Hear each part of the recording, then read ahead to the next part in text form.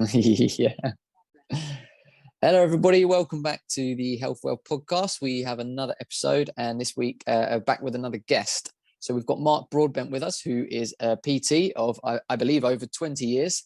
And he's going to be sharing some of his expertise with us and talking about health and diet and nutrition and all of those things. So first off, Mark, how are you? And just go through, give us a little background on yourself and what you do. Yeah, I'm good, thanks. It's actually just under 20 years, so 2004 Okay. I qualified, so it's about that mark, but at this point it doesn't make much difference for a couple of years. I was originally quite a sporty child, really.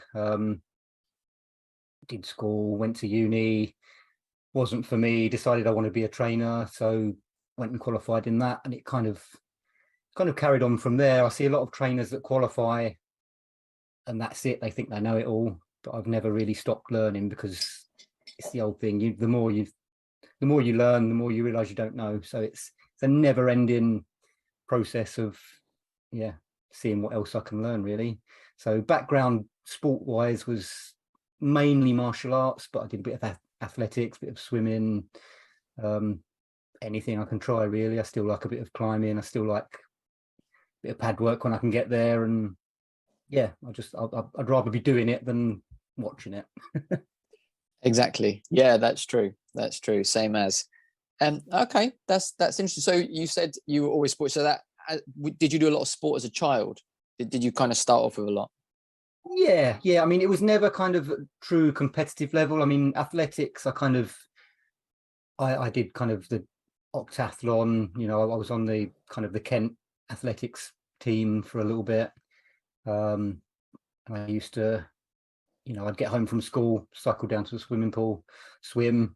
That was 5 nights a week. 2 of those I'd go straight to the athletics track, and I kind of always did kind of either karate or kickboxing or boxing or jiu-jitsu or bits of martial arts kind of throughout. And then when I went back to uni, I picked the martial arts back up again. And so like I said, it's always been trying to do everything, really.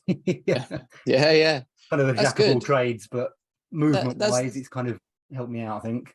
That's true. You've kind of covered all bases, and that's really good that you were. I mean, sounds like a busy schedule for your parents from when you were a kid, but it's good that there's too many kids nowadays who are doing next to no sport.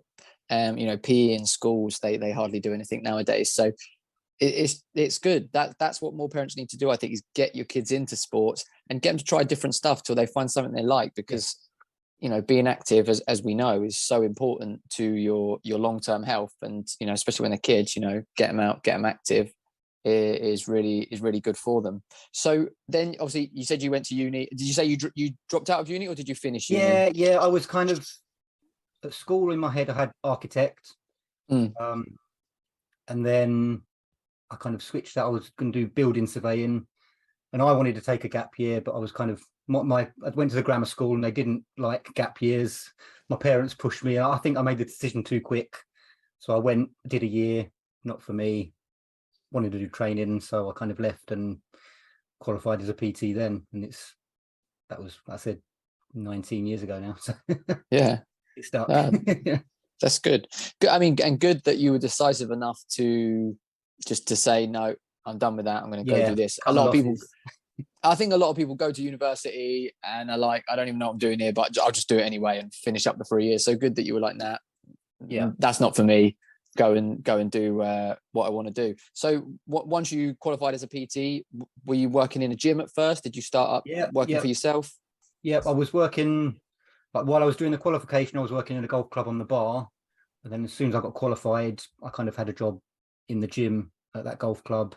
So straight away it was fitness instructor and personal trainer. And then I did a little stint in London for a couple of years in a personal training studio, till the commute just got me. I was living in Dartford at the time, so it was kind of Dartford to Islington was good 90 minutes, 2 hours each way. So the early starts and the late finishes for PT weren't for me. So came back to Dartford and was full-time PT from then, really, and boot camps and classes.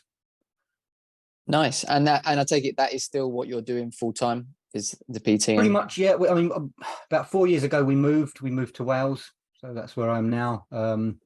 I took a bit of a break, but picking back up the PT again kind of a couple of years ago, just as COVID kicked in. So it was Nice terrible timing. But, yeah, so now it's one-to-one PT and online coaching.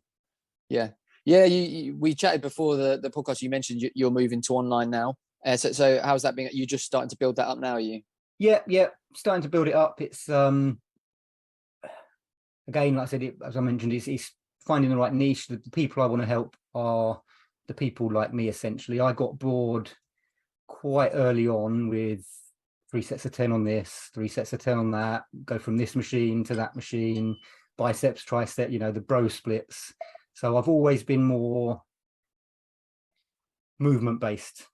So, I was following kind of Ido Portal, people like that from probably 15 years ago, before he made it big and everyone knew who he was, and he was training Conor McGregor. And so, yeah, the movement type training has always been my interest.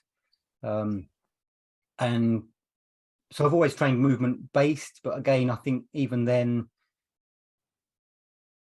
you get stuck in the kind of the functional training zone. So it's, you think suddenly going to compound lifts is functional, and then then you evolve and you realize it's completely not. So yeah, my training is based at people who are bored of the gym, sick of the aches and pains, and that just want to move better and feel better, and their focus is more health and movement rather than how much can you bench and how much can you squat.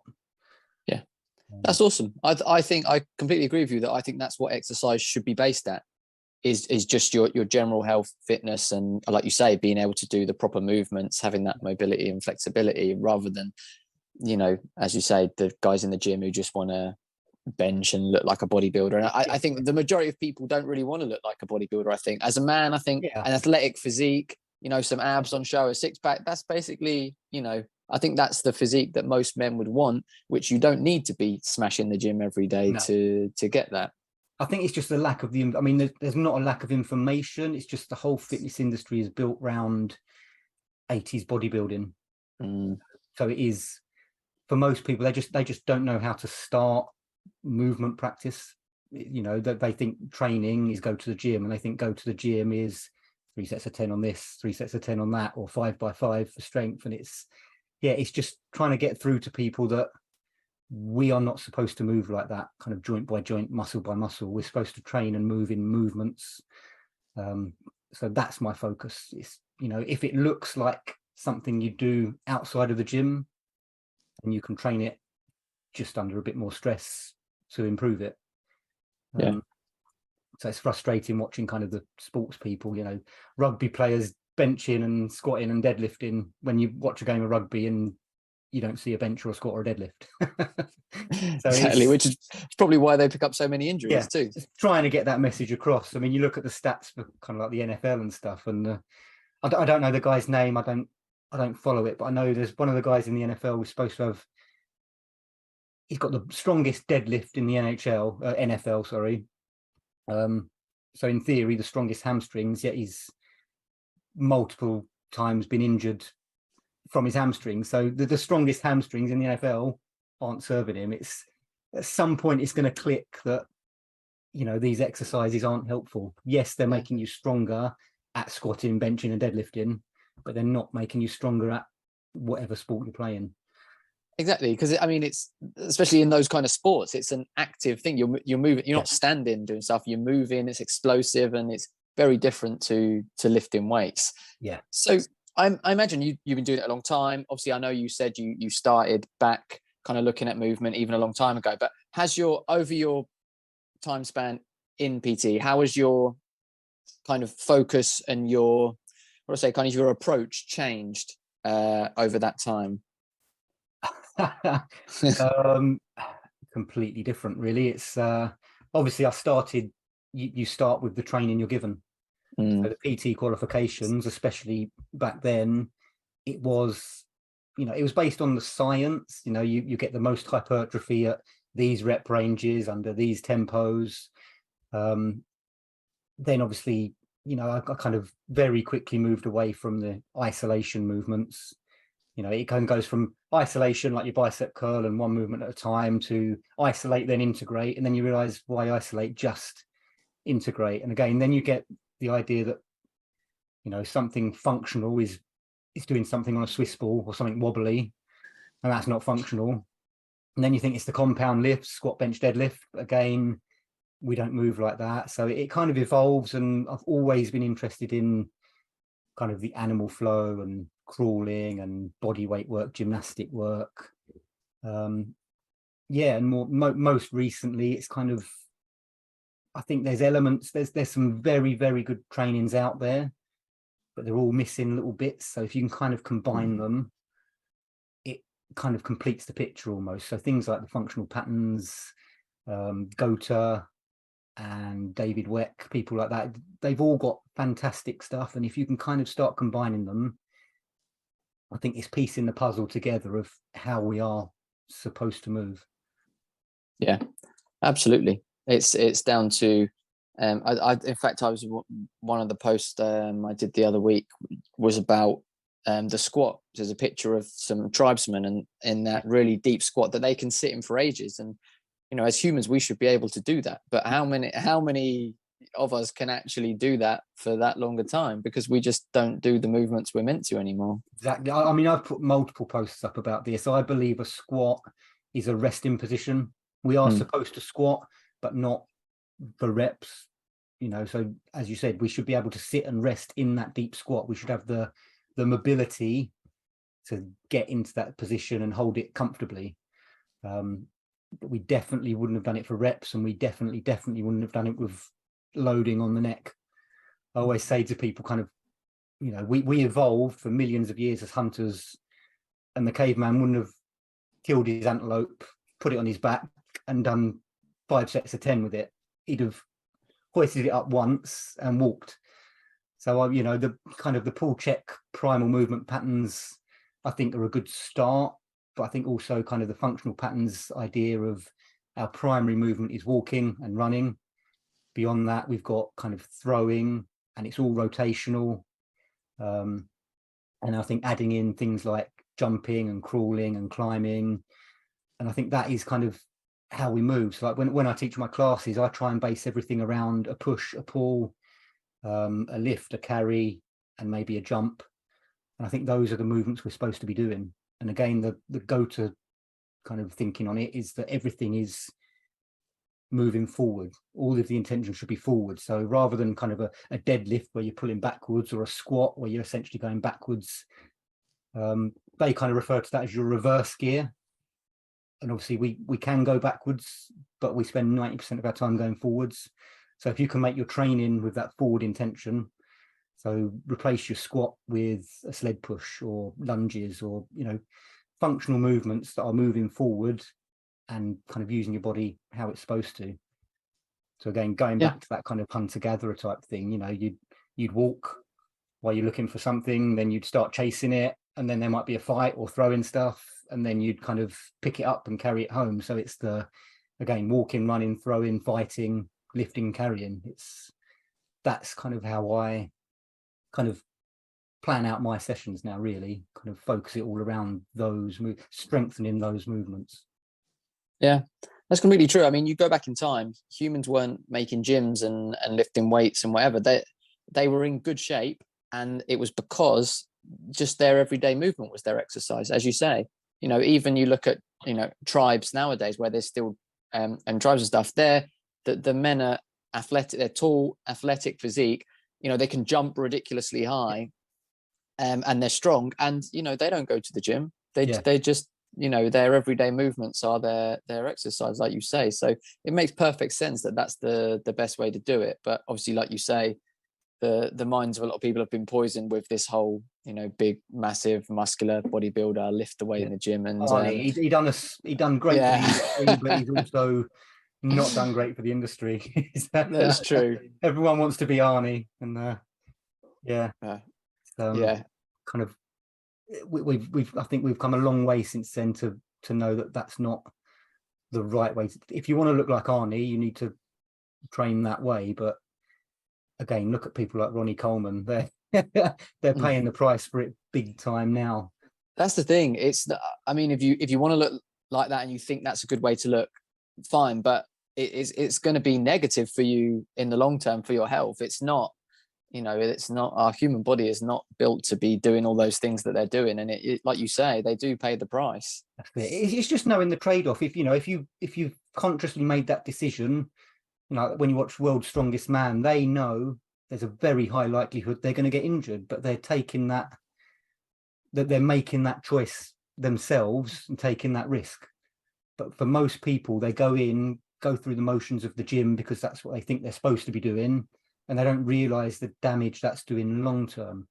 When they're 20, they go, oh, I train heavy 5 days a week, I'm fine. It's like, yeah, but everyone told me it'll catch up with me, and it did. And again, you don't see many 50, 60-year-old bodybuilders still in the gym. I mean, I go to a gym locally. It's a massive gym. It's a mostly bodybuilder type gym. And there's one guy who's in fantastic shape. He's 70, but he's the only one. There might be one or two that are about 50, but all the big guys, they're in their 20s. 30s, they start to die off. 40s, there's still some big guys. But again, it's just not sustainable for that. And I think go on, sorry. Yeah, I got to the point, I've got a 5-year-old now. So 5 years ago, there was a lot of suddenly kneeling on the floor and squatting down and being on the floor. And when I was like 34, 35 years old, and it was hard work, just kneeling and sitting on the floor, despite, I always did movement training. So the animal flow is ground-based work. But even then, just kneeling on the floor for 5 minutes, you get up a bit stiff, or you have to get up and move. And I knew then it's just not right. That's not normal.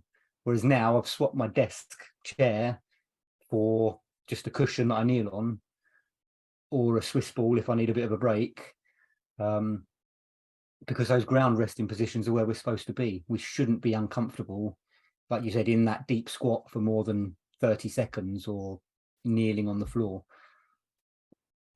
Yeah, absolutely.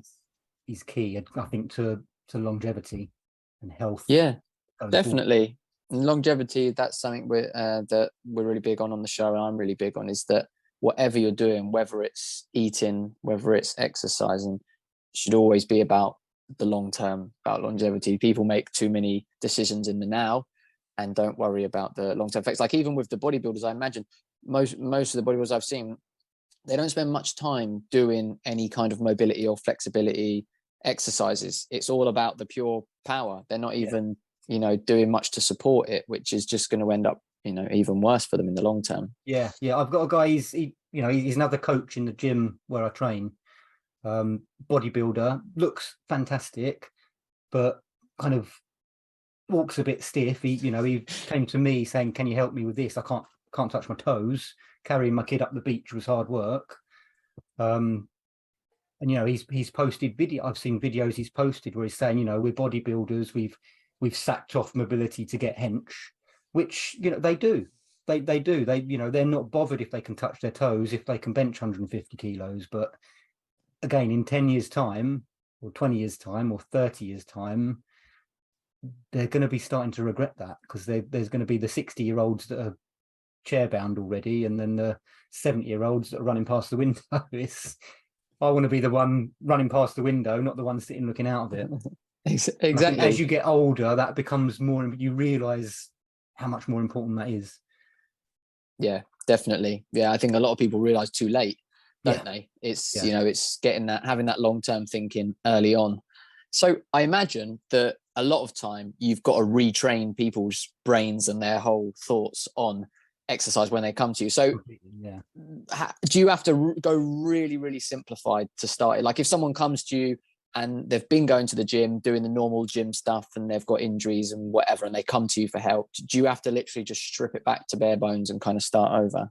Generally, it's kind of, if you're not assessing, you're guessing. You kind of pick up, everyone's at different stages. Some people are completely uncoordinated. Some people pick things up. It generally tends to depend kind of what they did when they were younger. If they were active as kids, if they did, dancers, gymnasts, martial artists, generally you tell them to do something and they'll do it. So even going back to when I used to teach people squats, you could spend 10 hours with someone trying to teach them how to squat properly, whatever that was. And they just wouldn't get it. Whereas other people, you can say, right, straighten your back, pull your shoulders back, get your knees out, and they just sit into it. So it's very individual for the online coaching. And that's what coaching is, isn't it? Whether you're one-to-one with a PT or online, it's not just, here's your program that we've Googled. It's, what can you do? If we need to regress it, we'll regress it. If we can make it harder, we'll make it harder. But my progression is always movement complexity. So whereas most guys, they go in the gym, you've got your bench press. The only way to progress it is add weight and add weight and add weight. Whereas for me, it's okay, if we're using body weight, we can't add weight. I mean, there's ways to add weight, but that's not our goal. We don't need to add weight. If we can make the movement more complex, then you're mastering your body more. The more control you've got over your body, the more resilient you're going to be, and the more you can use the strength you've got. So you don't need to be kind of 200 kilo deadlift strong. If you can lift something awkward and heavy and move it, you're strong enough.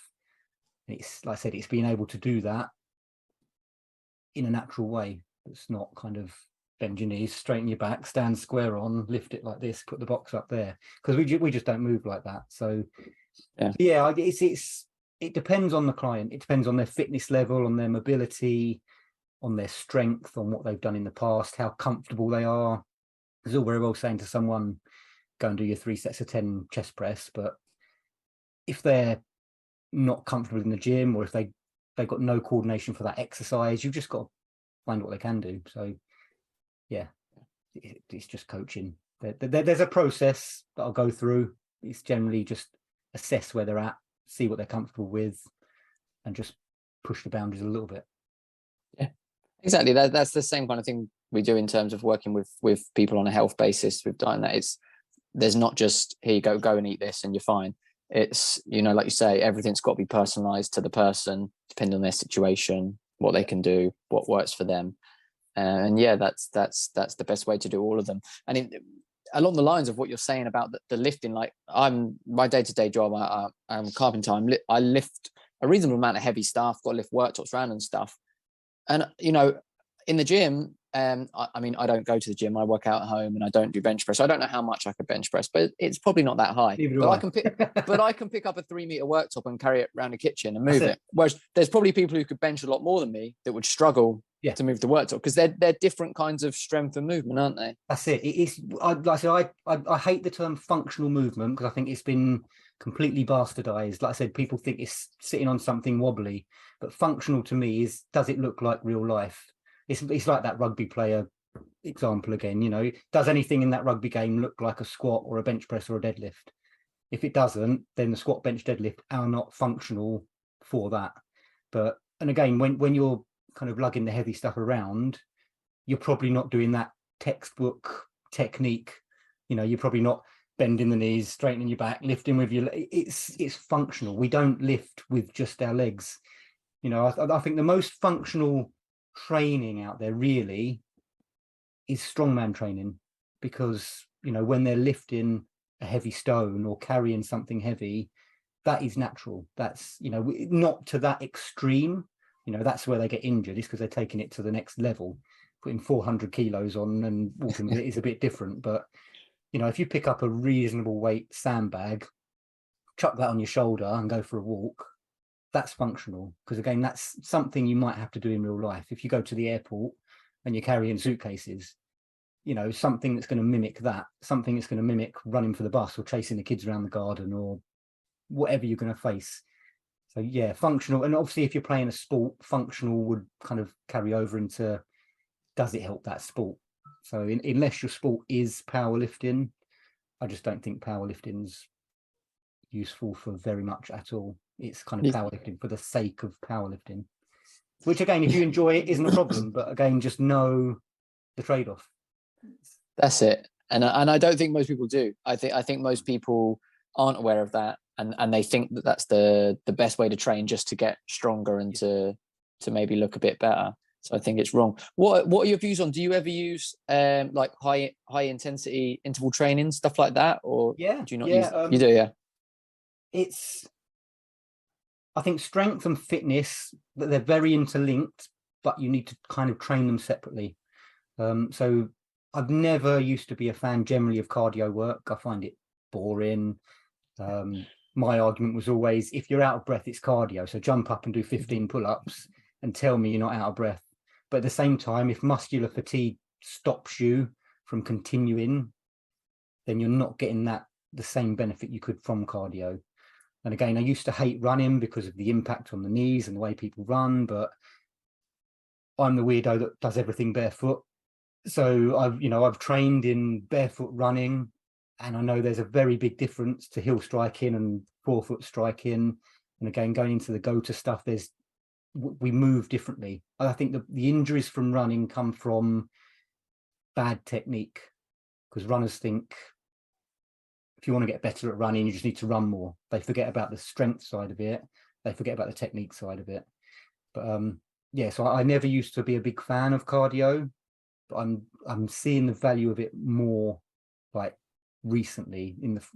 I've done more running recently than I have in years, to be honest. Yeah. And I try and train all of the heart rate zones. So, I think the other thing people get caught up in is everything's got to be high intensity. I think CrossFit is a very double-edged sword. I think everything high intensity is too much. And I think 80% of our training should be the low intensity recovery, so you can really capitalize on the high intensity stuff. So yeah, I try and mix up kind of low intensity cardio at kind of lower heart rates. I can do intervals within the lower heart rate zones, intervals in the middle of the heart rate zones, and at the top end there's the just disgusting max heart rate work, but again, you've only got to do that 4, 5, 6 minutes a week.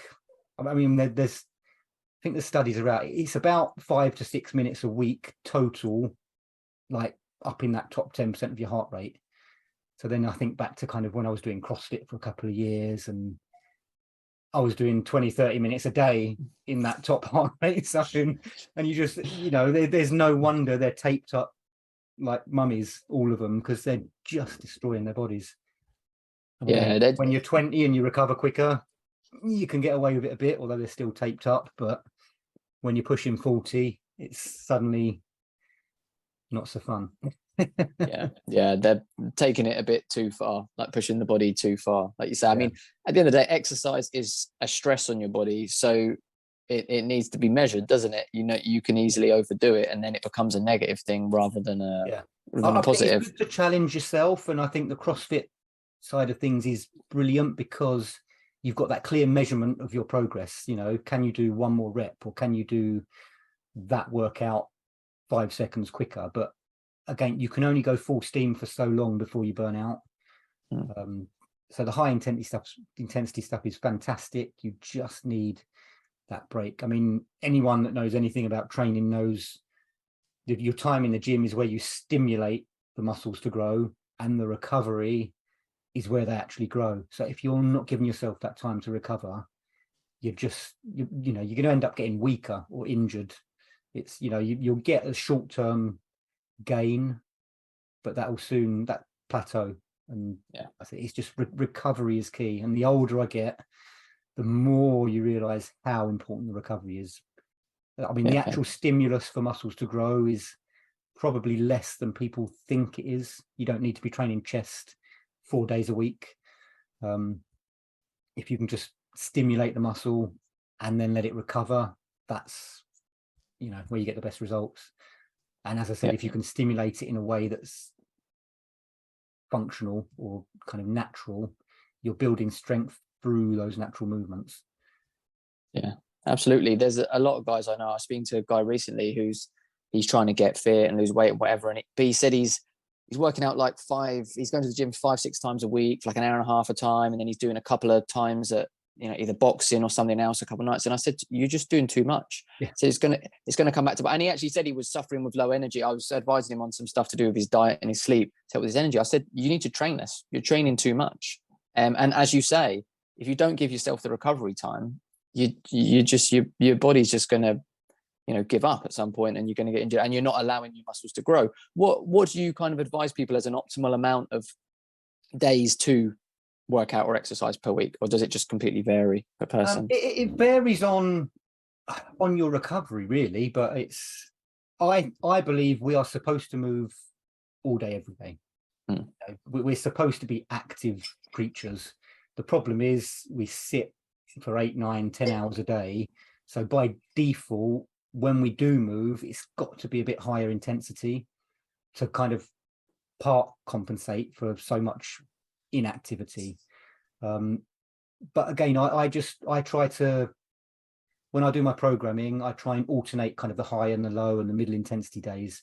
So, if you've got a high intensity day, you're going to have a day of low intensity work, because that can actually help with recovery. People think recovery is just resting or sitting in an ice bath, but you can actually use exercise and movement to drive recovery, to drive blood flow to those muscles. So that's where kind of the low intensity cardio stuff can be really good, and the movement based stuff. So yeah, I would always say try and do something. It's not got to be a workout in the gym. You can do 10 minutes at home or in the garden, or go for a walk. It's just doing something every day. But that said, obviously it depends on people's schedules and what time they've got free. But at the end of the day, movement is not optional. It's something people think they should do, but you have to do it, whether you can be bothered or not. I think Joe Rogan said it in his podcast. He said, if I only trained when I felt like it, I'd be fucking fat. He said I wouldn't do it. So it's, you can't rely on motivation, because that disappears. So it's discipline. You've just got to accept we have to move, and if you're not moving for most of the day, it's not optional. It's not a choice. You've just got to get up. But like I said, it doesn't mean it's got to be 90 minutes busting your gut in the gym. You've just got to get up and do something. Yeah, and that's absolutely. Smart comes in rather than just training hard. Yeah, definitely. People need to move more, like you say. And again, going back to, how humans would originally have been, they'd never have spent a day sitting around doing nothing. They're always moving. Yeah. And now, as you say, unfortunately, we've got a very sedentary life, and everything we have is kind of tiered towards us being more and more lazy. Yeah. You don't even have to cook your own food. You order your phone on your phone. You can order your food to your door. You can just sit around and watch TV and Netflix every day. So yeah, encouraging people to move every day is definitely a good benefit. And tying back to like what I said with the kids earlier, if you can get your kids into sports and being more active, then that's always a good thing. Yeah, I mean, we're pre-programmed for survival, so naturally we're inclined to take the lazy option. But as I said, that's not really these days. Not as you said, we wouldn't have had the option to laze around all day. That wouldn't have been an option. That wouldn't have happened. Whereas now we sit all day, and then you get home, I'm too tired to train. It's like, no, I'm sorry, but you have to. And I guarantee you, unless you're overtraining, like kind of, I said, working too hard when your recovery is low, the training should give you more energy. You should feel better walking out the gym than when you walked in. I know on my high intensity days, which like I had this morning, I'm going to feel pretty crap walking out the gym, because that's when I've really pushed to the limit and stressed my body to the point it needs recovery. But on the other days, I feel better coming out than going in. And when I'm ill, I always feel better after I've walked the dogs than before. Yeah. As much as I want to just stay in, stick the telly on and not move, I make myself go out, and 10 times out of 10, I feel better for it. Yeah. I think even on those days where you've done the high intensity and you might feel, knackered and wiped out, you never regret exercising. Like beforehand, you give yourself all these excuses, but if you do it, you will never regret doing it. Even if it's a day where you've absolutely wiped yourself out, you won't regret it. You will be glad you did bad it. Workout. The only bad workout is the one you didn't do. But it's hard. Everyone says to me, "Oh yeah, but you enjoy training." To an extent, I enjoy training. I enjoy some of it, but while you're actually doing it, because you're challenging yourself, it's hard work. No one really enjoys hard work. You enjoy what you get from it. You enjoy the challenge. I enjoy pushing myself and seeing if I can do it more or better than last week. But, you know, when I'm 40 seconds into a 60-second sprint, I'm telling you now, I do not enjoy it at all. But people think, you know, oh yeah, but you enjoy it. I don't enjoy it. So I don't want to do it. I'm sorry. It's an excuse. And while I can empathize that it's hard work, and, you know, the less fit you are, the harder work that'll be. But that's where, again, scaling down to your level comes in, because you can't just get a program off of Google or out of muscle and fitness and just jump into that. Again, you know, I started training kind of late 90s, early 2000s, and that was all Flex magazine, and people would get Flex magazine and they'd see what Dorian Yates' back workout was, or Ronnie Coleman's leg workout, or Arnie's arm workout, and they'd go in and they'd try and copy the workout of someone who's been bodybuilding for 20 years.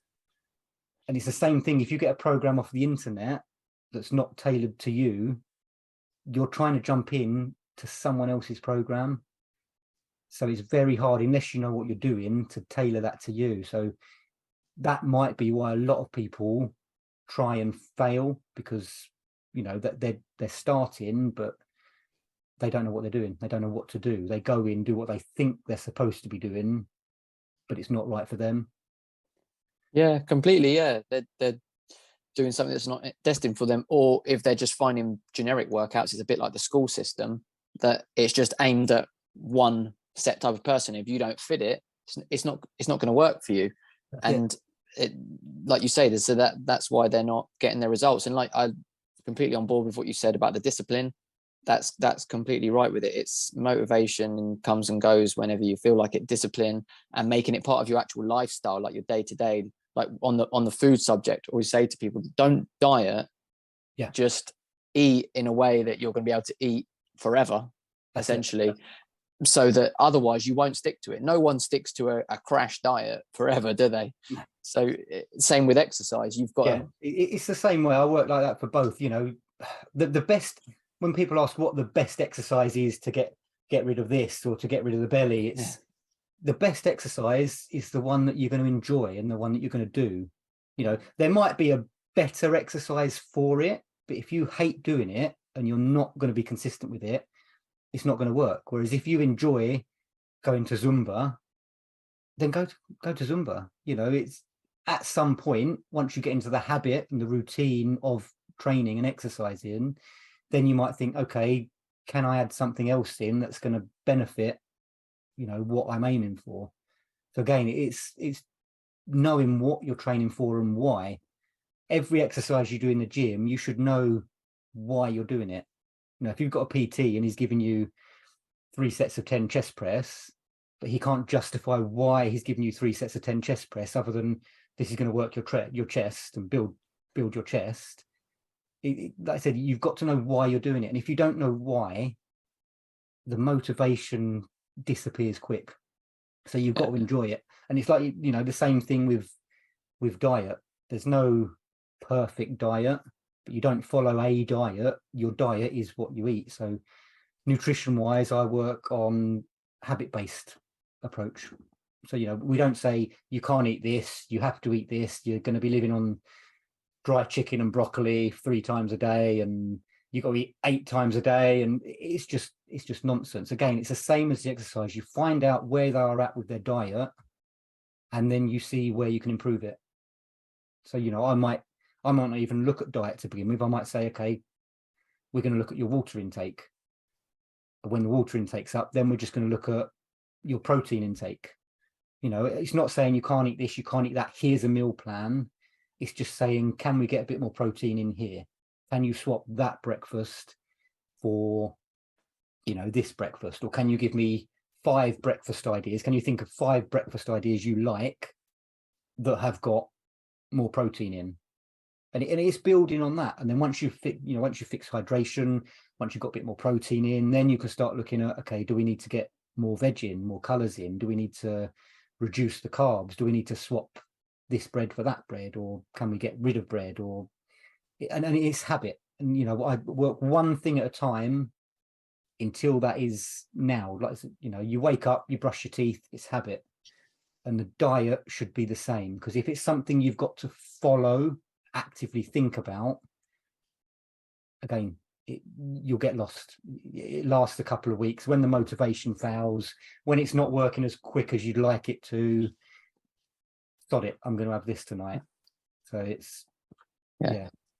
Exactly. Yeah. Like you said, with the one thing at a time, you know, a lot of people aren't really able to just completely change the way they're exercising or the way they're eating and be fine with it and keep it up. Like you say, it can be too much at once. So step by step is definitely the best way to do it, and to personalize it for people. And as you say, you've got to see what works for everyone. And there's even just their situation, you know, even with things like with intermittent fasting and eating windows and stuff, it's got to work around that person's daily schedule. Otherwise they're not going to be able to, if they, like you say, if they can't keep it up, what's the point? There's no point even doing it for 2 weeks. It's, you know, all these kind of 6, 8, 10, 12-week programs, you know, that shouldn't be it. You don't work for 12 weeks to do a photo shoot and then what? Because you can't sustain what you've been doing for the last 4 to 6 of those weeks. You know, for me, when people sign up with me, and you know, we might have 10 or 12 weeks, that's your starting point. And you know, there's always a progression, not to kind of trap people into coaching. You know, my idea is, if I can teach you everything you need to know and then continue it without me, fantastic. But it's just getting that mindset that you're not going to be done in 12 weeks. You're never ever going to be done. This is till the day you die. You're following these habits and these healthy routines and seeing how you can improve them. Because like I said, there's no perfect. There's always something you can improve. And even with diet, even if you think you've nailed your macros and your calorie targets, if your job changes, if your stress levels change, if you're, you know, if you have kids, or if you change what you're training for, or even just as you age and your hormone levels change, your diet's going to change with you. Or you can get the perfect diet, you lose a stone, and then suddenly your calories and macro targets have shifted because you're a stone lighter. So there's no perfect diet. It will always change with you. And the training's the same, really. So yeah, it's why you can't just pick that program. You know, there's guys, they go to the gym for 5, 6, 7, 8, 9, 10 years. Every Monday's chest, every Tuesday's back, every Wednesday's legs. It's just not fun. It's not fun at all.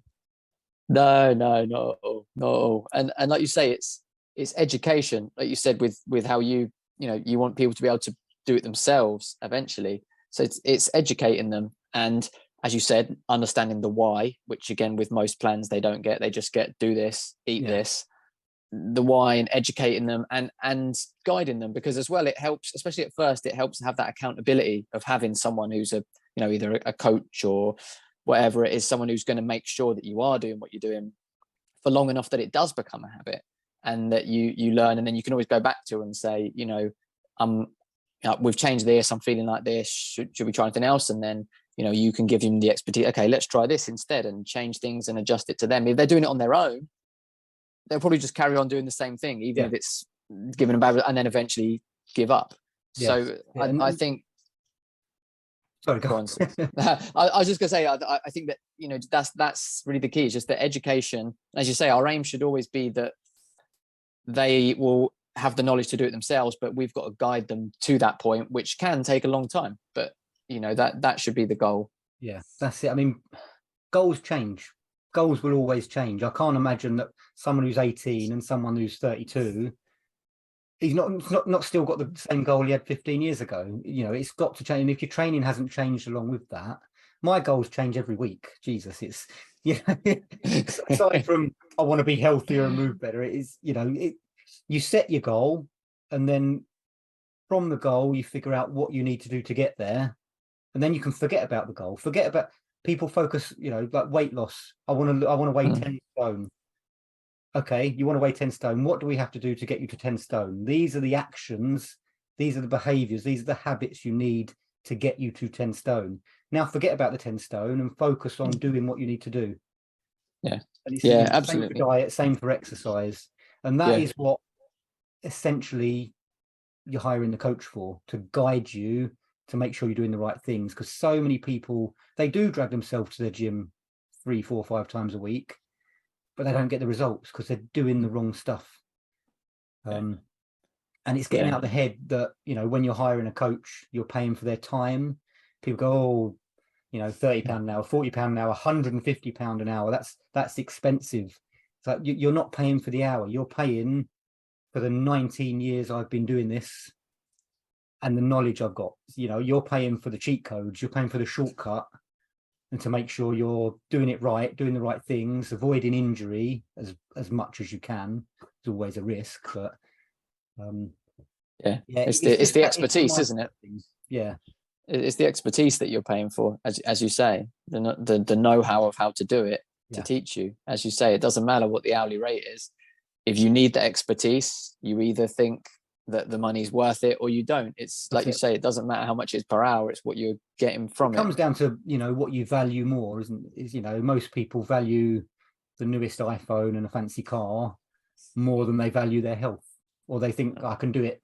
You know, they'll be cheap on their health. They might value their health, but they'll think I can get a program offline, I can join Weight Watchers, you know, I don't need to pay 30, 40 quid an hour for someone to tell me to eat less, sort of thing. But again, it's just a mindset thing. Some people value it, some people don't, and it's, you know, it doesn't mean they can't do it by themselves. It's just like, it's a lot harder if you've got the time to research it and find the right plan and figure out how to tweak that plan, and go for it. It's like anything. If you've got coaching and accountability, it just speeds it up. Yeah, definitely. I think it's sad that I agree with you completely that health is one of the things that I think people value the least in terms of monetary value today. And it's the most important, like you say, you know, an iPhone, a new TV, a games console, like they'll last you like a year or whatever. Like your body is the only body you get, and it's got to last you your entire life. It's, I think any investment into your health is a worthwhile investment, but unfortunately, especially in all the consumerism, we've kind of forgotten about it. Yeah. Again, I think it's partly because they see you're just giving someone else money for something you could do by yourself. But, you know, if you could do it by yourself, you'd be done. You know, exactly. You'd be looking how you want to look, moving how you want to move, feel how you want to feel. You'd have energy. You'd look like a cover model. It just, Exactly. If you could do it yourself, you wouldn't be here looking for help. So exactly. You wouldn't be Googling. Exactly. And with goal, what you said on goals too, like goals are really important as well. I think you should always have a goal to get you somewhere. But then again, obviously you said about the kind of double-edged sword of a goal of weight, which is always a dangerous thing. Like you said, forget about it, which is a great thing to do, because the problem people have is that they reach a goal weight and then, oh, well, I can just go back to living how I was before now. And then it all regresses. So it's finding that balance. Because it wasn't sustainable what they're doing. Like, Exactly. It is having that balance of having goals to aim for, but not being set that it's not an end goal. It's just a goal along your journey that you just keep going. As you said, you should be always improving, always looking to do better. My diet I eat is pretty strict, and I've spent years looking into diet nutrition, but I'm always looking for new things and how I can improve it. I don't just say, okay, that's it, I'm sorted, that's me. That's it. Because I think you should always improve. Because then you find out new stuff and you realize, so the one that's doing my head in at the moment is a carnivore diet. That's what I eat. It makes perfect sense. It makes perfect sense. But for 20 years, I've done like nutrition coaching qualifications that saying, you know, eat the rainbow, eat all your vegetables, we need the micronutrients. But then you read about the carnivore diet and it makes perfect sense. Plants don't want to be eaten. They're full of toxins because they can't run or fight. They protect themselves with toxins, and then we're eating them. So you know, I'm with you. I think the carnivore diet, personally, I think the carnivore diet is the most logical. Again, going back to the hunter-gatherer argument. Exactly. They wouldn't go, we're not going to hunt today, we'll just pick some leaves. That's survival food if they weren't successful hunting. And it's only for a short period, because if they couldn't hunt for a long time, they'd have died out. So we are supposed to survive on animals. Sorry, vegetarians, but we are supposed to eat animals. And like I said, the veg is possibly to supplement that, but I don't even think it's that. Again, I think it's the backup if you didn't have a successful hunt. Yeah, absolutely. I think it Just like to you said, survive. survival is the word. Yeah. You know, plants and stuff, they would have only eaten that to survive. The majority, especially back then, the majority of plants would have killed you eating them. I mean, all the vegetables we've got nowadays, they've been hybridized and everything, Yeah. so that we can eat them without dying. I think back then, maybe some fruit would have been probably what they'd have gone for. Not even vegetables, I think, would have been what they could have eaten. But yeah, I've had great success with it, with carnivore diet. But then even then, like I say, I eat a carnivore diet, but I'm still looking at different ways to improve it and anything I can add to it. And again, it's kind of personalized. There's not even some people. It's a shame because a bit like with the vegan, within the carnivore, there's some people who are getting a bit cultish with it, and you have to do this, you can't do that. I think that, like, no, let's not become like vegans. That, like, animal based. Like, it should be animal based. So the base of your diet should be animals, and from there, some little things might work for some people and some little things might not. But unfortunately, people have that tendency where some people just go a bit too all in and kind of form a cult. You can't do this, can't do that, and it's got to be I always say, if I've got a plate with some veg and some meat, I say, look, I'm half vegan. If that's happy, if you're happy with that, I'm half vegan. Half my plate is veg. But yeah, even as a kid, I don't know. I know no kids like veg. Maybe that's a subconscious primal thing, actually. But I was never a big fan of veg. I never have been. So I've always been a steak kind of guy, steak and eggs. But it makes sense. I kind of forgot where I was going with this one now. But yeah, I do my best. My diet's not perfect. I'm not fully carnivore. I believe in it. I do actually think it would benefit me, but I still have the same issues everyone else does. I like a bit of chocolate. I like a cheesecake. I don't need to be full carnivore. I can eat as long as I'm getting my protein, getting, my grass-fed meat, getting some decent eggs. I struggle with the organ meats, but I'm trying to, tolerate the liver.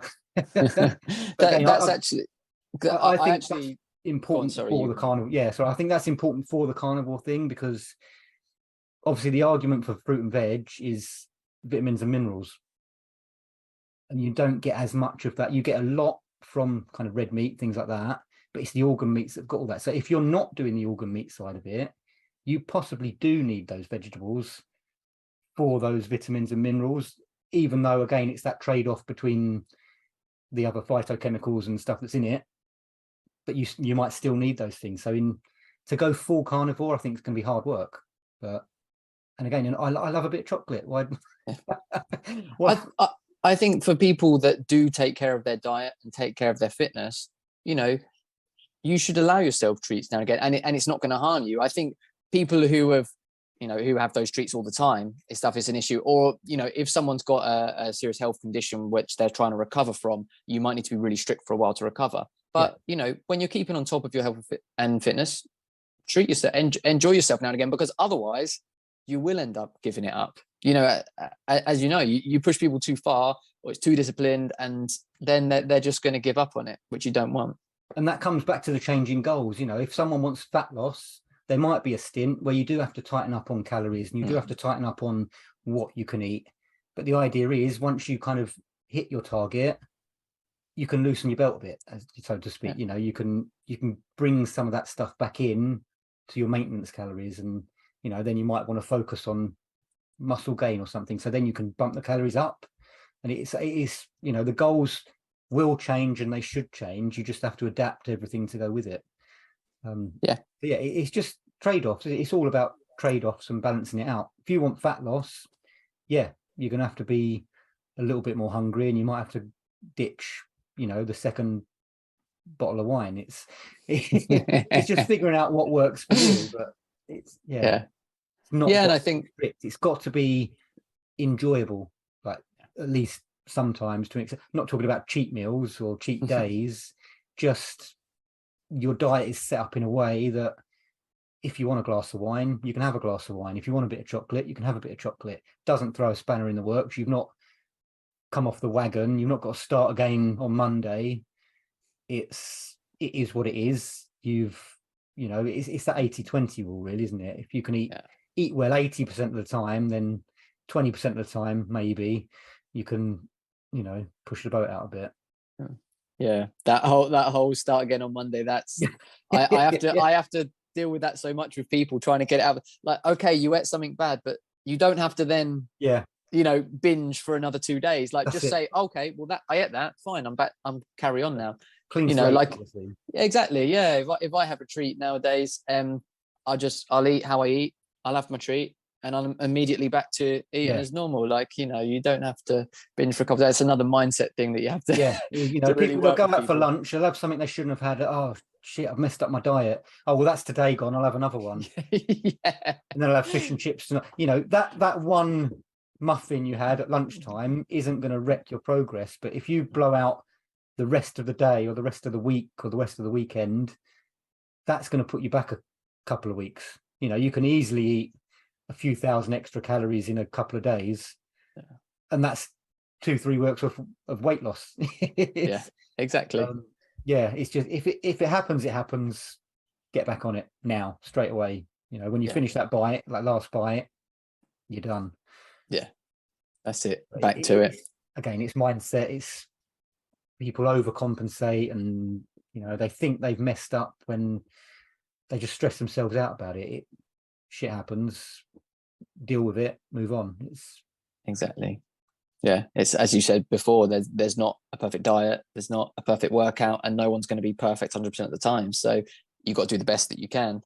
And you fall off there, then just get back on and carry on going. And that's what it's all about. And like we said before, with the changing goals and adjusting it to yourself, again, that's where the education comes in, and having a coach, someone who knows what they're doing, because they can help you to adjust it to your goals. Some people might want to lose some fat and then put some muscle on, but they're doing the exact same things and eating the same things for both for both goals. It's not going to work. So having that knowledge and education is what you need. Yeah, it's because they've only got that one eat less, move more kind of go to. That's the answer to everything. Eat less, move more. If you want to build muscle, eat more, move more. But then they're eating more of the wrong stuff. They're bumping up calories on Coca-Cola and ice cream. It's just the eat less, move more thing. It's on a very, very, very fundamental level. It works. But again, there's so many nuances, and there's 2 pieces of a massive puzzle. Exactly. Recovery and sleep and hydration and stress management and grounding, sunlight, circadian rhythm. There's just so much that goes into it beyond eat less, move more. Exactly. And it's what you eat too. To when I really started getting into my health and fitness, I lost a lot of weight eating more and not moving anymore, because I was eating the right stuff. That's it. As opposed to the wrong stuff. So like you say, there's so much nuance to it. You can't just be like, that's why I don't know what your views are on the whole calories in, calories out, but I'm not really a fan of calorie counting, just because it's impossible to do accurately. I understand how it helps people. It gives them some kind of structure, but I'm not a fan of it personally. I don't know what you think. No, it's impossible. Absolutely impossible. I mean, I can't remember what the stats are, but you could be kind of 30 or 40% off, up or above or below what you think you're eating. When it says 364 calories on that packet, that could be 464 calories or 264 calories. And that's assuming you're logging everything to the gram as well. It just makes no sense. For me, it's about, again, making sure you've got the right foods on your plate, and then recognizing when you're full. Again, most people think when they're stuffed, that means they're full. Whereas if it's eating enough when you're satisfied. If you've got to undo your button on your trousers, you're stuffed. You're not full. You've gone 20% past that. So, there's simple thing, stop at 80%. When you think you're 80% full, stop eating. Or another thing I tell people sometimes, if they've got a problem with portion sizes, is make sure you leave a bit of food on the plate. We've all been brought up to clean the plate. We've also all been brought up to just, you dish food up onto the plate with no thought about how much you're putting on. So everyone's being overfed. So get out of the I've got to clear the plate thing. If you don't want to waste it, save it or give it to but what's more important, wasting 2 mouthfuls of food or your health? Who's going to eat this last slice of cake? Someone's got to eat it. No, bin it. That's why favors. that's what I used to be like with if the kids, you know, if the boys, they've left any food, I'll be like, well, I better eat that. I don't want to waste it and eat it. It's like, no, you don't need to. That's just One of the protein. things, exactly. One of the things that we do is, for people is cook how much food you think you'll eat, but only put half of it on your plate and leave the other half and eat that and then see how you feel. And if you're still hungry, go get more. But half the time you probably actually feel full. Like you said, it's because you see it on the plate. You think, well, I better eat that. Yeah. And half the time we don't actually need to. We've all sat there kind of struggling to finish what's on the plate, especially when you're out and you've paid for it in a restaurant. So you think, I'm going to eat all of this. Or just, but yeah, it's mindless eating. It's not conscious. You're not consciously eating. You're just subconsciously munching away, paying no mind to it. So yeah, I mean, calorie counting I don't do at all. Can be useful, but again, it's so inaccurate. I just go by the the hand portions. You know, your protein, your veg, your carbs, your fats. And again, people just need to learn what full feels like, as opposed to stuffed. I think eating the right things makes a big difference there, because sugar is something that will make you want to eat more. There's lots of chemicals in plants which block the signal to your brain to tell you you're full from your stomach and things like that. So the right stuff, I found it much easier once I started eating just a carnivore, so just protein and fat. I find it a lot easier to just know when I'm full, and I don't ever feel bloated or stuffed. It's the so I think that really, is it? And bed, exactly. So I think once you're eating right, it's a lot easier to judge that. I think when if you're eating a load of crap, it's going to be very hard to judge when you're properly full, because your mind's just going to keep telling you to eat.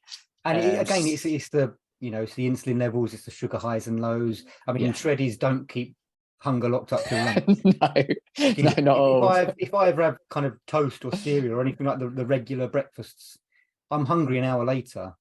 If I have a burger for breakfast and a handful of nuts, which again there's arguments for and against, but if I have a burger and a handful of nuts for breakfast, I'm not even hungry at lunchtime. And this is the thing, you've not got to have 3 meals a day or 8 meals a day. If you're hungry, eat.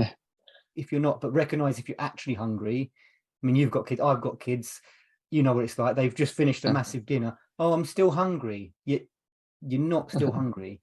I could be starving. I can eat a banana and I'm not hungry anymore. I might want more. So it's kind of the hunger and greed, I suppose, really is the only word. We've worked on that a lot with our 2 boys with the snacking. A lot of the time they ask for snacks because they're just bored. And so he walks into the kitchen, can I have this, can I have... But no, you had breakfast this morning, you've had lunch at school an hour ago, you got dinner in it. You don't need a snack now. You've just walked into the kitchen to see if you can get one. Exactly. He'll eat his dinner and say he's still hungry. It's wanting more and needing. It's 2 different things.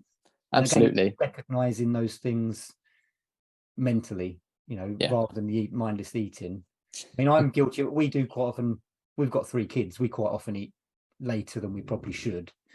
So we are guilty of sometimes sitting in front of the telly and eating, which I know, I would tell everyone don't do it. But again, realistic, people are going to do it. But again, just pay attention, or it wouldn't even be a problem if you've dished up the right amount of food. You can eat mindlessly till your plate's gone if you put the right amount on it to begin with. But if you're not going to think about your portion sizes, you need to pay attention when you're eating. Yeah, absolutely. Yeah, I mean, there's just so many things you can think about. It's all mental and all mindset, isn't it? With diet, with exercise, with all of it. It's the battle really is in your head. Even with the exercise, you do it physically, but the battle's in your head, getting yourself to do it. And doing the right things for the right reasons and knowing what it is. And it's all in your head. If you can win the battle in your head, then you're there. If you can have that discipline and have those goals set and know why you're doing something, it's a lot easier to keep it up. I find it, a lot of people say, I don't know how you can eat like that. It must be hard. I find it really easy to eat like this. I mean, I really enjoy my meals, but also I have a goal.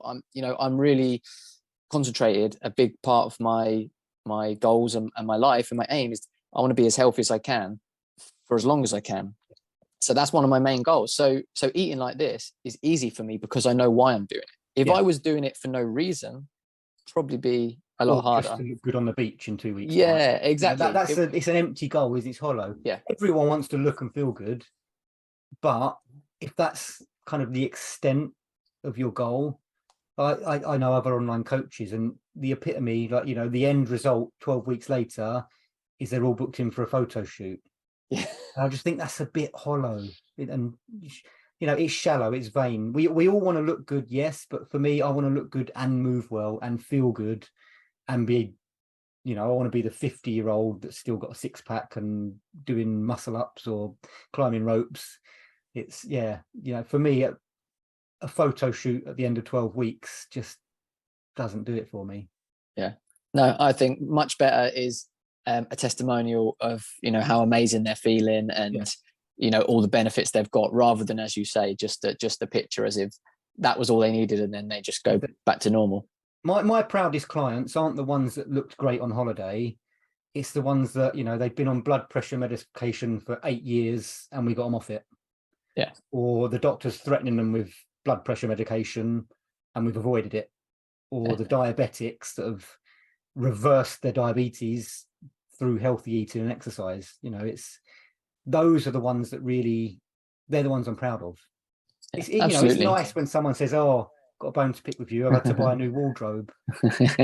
My trousers don't fit anymore."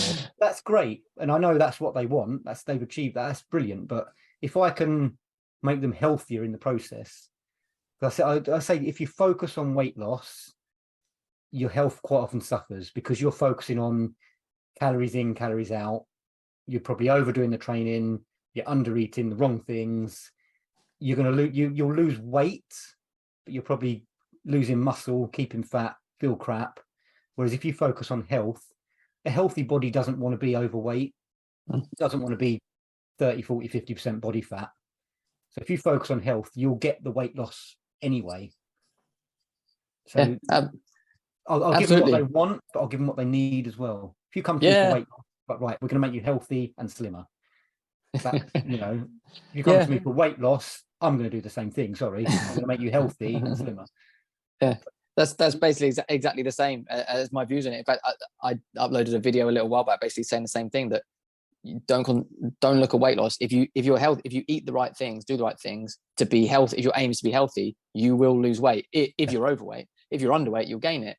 I lost about 1.5 stones from just trying to be healthy. I wasn't trying to lose weight. I actually was doing less exercise and I was eating more, but I was doing the right things and I lost 1.5 stones. So it's like you say, that the aim should always be to be healthy. Weight not loss to be a should be set the weight. side effect. It shouldn't be, that's what you're doing. You don't train to lose weight. You train to get stronger, to get fitter, to get healthier. Same thing for diet. Don't diet down. You just eat healthy. And it is very hard to eat 5,000 calories a day of meat and fish and eggs, and you can ramp up the fats, but you can't overeat like you could on pizza and chips and drinks with all random ingredients in. Absolutely. Well, I don't want to take up your entire evening. We're good. We've gone on for a bit, haven't we? It's fine. I've thoroughly enjoyed it. It's been a great chat. No one left listening.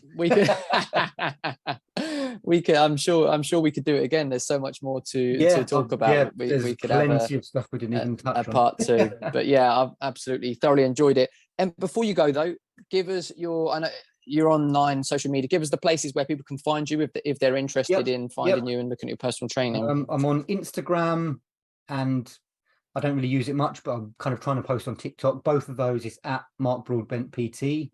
The website movebetter.club. That's basically, it's an online health and fitness membership site.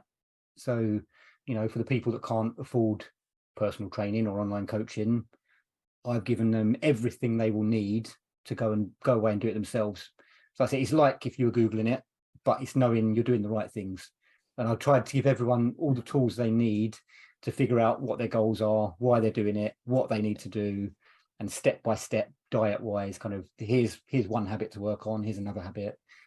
So it's at Mark Broadbent PT on Instagram and TikTok. It's movebetter.club for the website and movebetter.club on Facebook. I'm all over really, but yeah, that's awesome. I'll put the links to it in the show notes as well, so people can easily find you and check it out. And once again, thank you very much for coming on and giving up your time. I hope you've enjoyed yourself as much as I have. Yep, all good. Yeah, enjoyed it. Brilliant. All right then, that's it for this week. We will be back next week with another podcast. We'll see you then, and let's get optimal together.